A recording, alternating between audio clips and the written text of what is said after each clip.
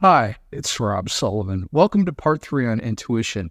How do we incorporate it in our daily lives? Well, the truth is, for me, I didn't really incorporate it a lot at the beginning because I wasn't trusting it enough.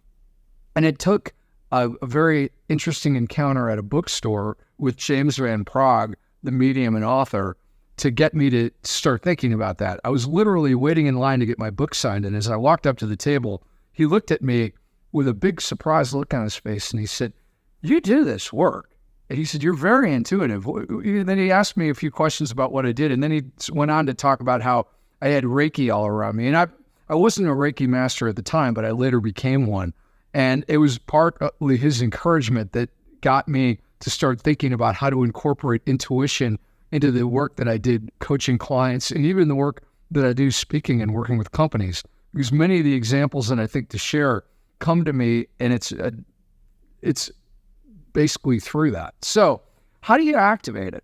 Well, for some people, a very good strategy is to meditate before a meeting or to sit quietly and think about what's going on and what would lead to a really good outcome for a particular meeting. So if you're thinking about it from a corporate sense, that would be a really good way to do it, to tap into the energy of all of the people or the individuals ahead of time and just get a sense of where are people, what do they need?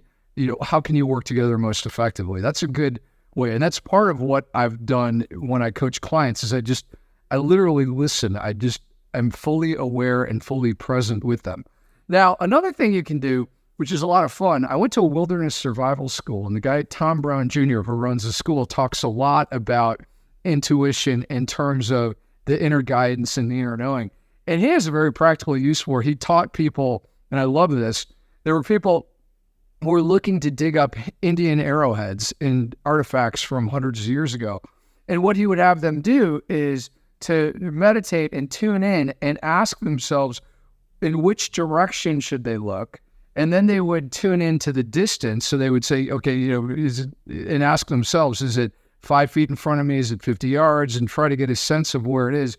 And it was really interesting, getting some incredible stories about students who had done that, and they literally narrowed down a space and even asked their intuition, how deep do I have to dig?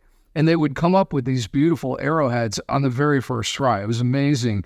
And so, but you don't have to do it to look for lost artifacts. You could literally do it to look for keys. I did it one time. It was the strangest thing. I had been drawn into a store across from my house. I was literally walking down Lincoln Avenue in Chicago, and I found myself crossing the street to the opposite side of my apartment. And I thought, okay, well, this is unusual. Well, I ended up in this store, and I thought, what am I doing here? And I looked around, and I thought for sure that there must have been a book on the shelf that I had been looking for, and maybe I was going to find it that day at this secondhand store. Well, there wasn't anything on the shelf. So what I did was I literally did almost the same exercise that I had learned from Tom even before he taught me. I stood in the middle of the store and I said, okay, which direction do I need to face? And I realized that I needed to turn around. When I turned around, I literally climbed over some chairs and desks and things like that because I knew what I needed, and what I'd been drawn in there for was on the other side by the window. And so I started looking, and sure enough, I found an oil painting by an artist I had seen a few months before. And when I'd seen them at they were literally at a train station in Chicago, and I remember looking at their work and thinking, I would love to be able to afford that someday. And here is an original piece by that same artist a couple of months later for $25 in the secondhand store. It was beautiful. I was so excited. Really simple use of it, but that was what I did. I literally stood in the middle of the store and said, okay, which direction do I need to face? So lots of other fun ways to activate it, but that'll get you started. If you have questions, please leave them in the comments below. I'm more than happy to help you. This is a very useful thing to develop.